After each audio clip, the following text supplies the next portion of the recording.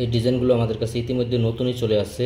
কেনাকাটা করতে চান এই ধরনের সুই সুতা কানের দুলগুলো, তারা দেরি না করে আমাদের সাথে যোগাযোগ করুন।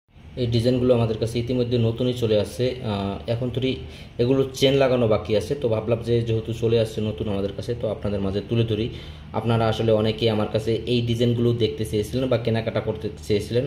আমাদের কাছে শেষ হয়ে যাওয়ার কারণে এই ডিজাইনগুলো আমি আপনাদেরকে দিতে পারিনি।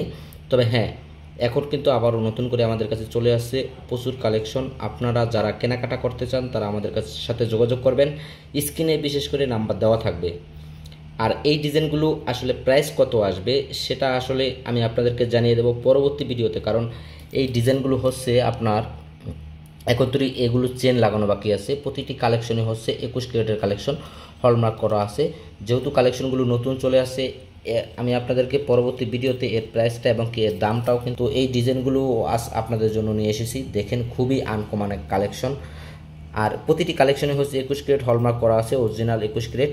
এতে কোনো প্রতারিত হওয়ার কোনোই চান্স থাকবে না আপনাদের। কালেকশনগুলো খুবই নিখুঁতভাবে করা হয়েছে। আর আমাদের থেকে যেই ডিজাইনগুলোই কিনবেন না কেন, প্রতারিত হওয়ার চান্সটা খুবই আপনাদের কম থাকবে। আর আপনাদের যাদের এই ধরনের কালেকশনগুলো লাগবে তারা দেরি না করে আমাদের সাথে এখনই যোগাযোগ করে ফেলুন, স্ক্রিনে নাম্বার দেওয়া থাকবে। আর দোকান হচ্ছে লেবানন আয়না সিকিন। আপনারা অনেকেই ভিডিওর মাঝে কমেন্ট করে থাকেন যে দোকানটা কোথায় বা শোরুম কোথায়, তো আজকের ভিডিওতে সেটাও আপনাদেরকে ক্লিয়ার করব, কারণ দোকান হচ্ছে লেবানন আয়না সিকিন।